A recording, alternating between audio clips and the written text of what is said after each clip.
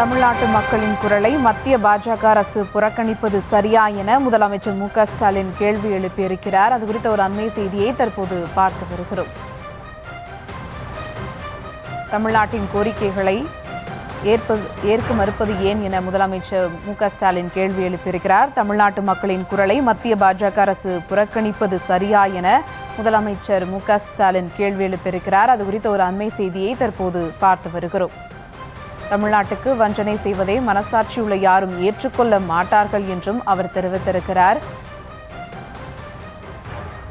தமிழ்நாட்டு மக்களின் குரலை மத்திய பாஜக அரசு புறக்கணிப்பது சரியா என முதலமைச்சர் மு.க.ஸ்டாலின் கேள்வி எழுப்பியிருக்கிறார்.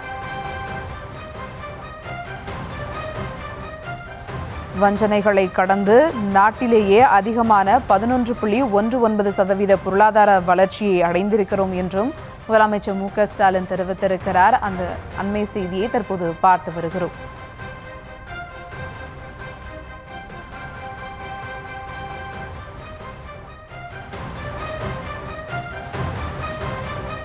தமிழ்நாட்டு மக்களின் குரலை மத்திய பாஜக அரசு புறக்கணிப்பது சரியா என முதலமைச்சர் மு.க.ஸ்டாலின் கேள்வி எழுப்பியிருக்கிறார். மேலும் விவரங்களோடு இணைகிறார் செய்தியாளர் பாரி கார்த்திக். வணக்கம் பாரி கார்த்திக், விவரங்கள்.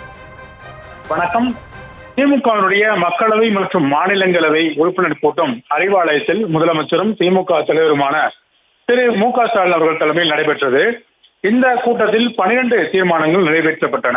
இந்நிலையில் முதலமைச்சர் அவர்கள் அந்த கூட்டத்தை பகிர்ந்து தனது எக்ஸ் பக்கத்தில் மிகப்பெரிய ஜனநாயக நாடு என்று பெருமையாக சொல்லிக்கொண்டே தமிழ்நாட்டு மக்களின் குரலை ஒன்றிய பாஜக அரசு புறக்கணிப்பது சரியா எனவும் கேள்வி கேட்டிருக்கிறார். தமிழ்நாட்டின் கோரிக்கைகளை மற்றும் தேவைகளை கடிதங்களாக, நேரில் மனுக்களாகவும், சட்டமன்றத்தில் தீர்மானங்களாகவும் எடுத்துச் சொல்லியும் காதில் வாங்காமல் இருப்பது நியாயமல்ல என்றும் தெரிவித்திருக்கிறார். மேலும் அதிகமான வரி வருவாய் தரும் மாநிலங்களமான தமிழ்நாட்டிற்கு வஞ்சனை செய்வதை மனசாட்சியுள்ள யாரும் ஏற்றுக்கொள்ள மாட்டார்கள் என்றும், உங்கள் வஞ்சகத்தன்மையை கடந்துதான் நாட்டிலேயே அதிகமாக 11.19% பொருளாதார வளர்ச்சியை அடைந்திருக்கிறோம் என்றும், குட்ட குனிய மாட்டோம், நிமிர்ந்து நடைபோடுவோம் தெரிவித்திருக்கிறார். மேலும் வருகின்ற நாடாளுமன்ற கூட்டத்தொடரில் தமிழ்நாட்டு மக்களின் பிரதிநிதியிடம் ஒன்றிய பாஜக அரசு பதில் சொல்லியே ஆக வேண்டும் எனவும் முதலமைச்சர் அவர்கள் தனது எக்ஸ் பக்கத்தில் தெரிவித்திருக்கிறார்.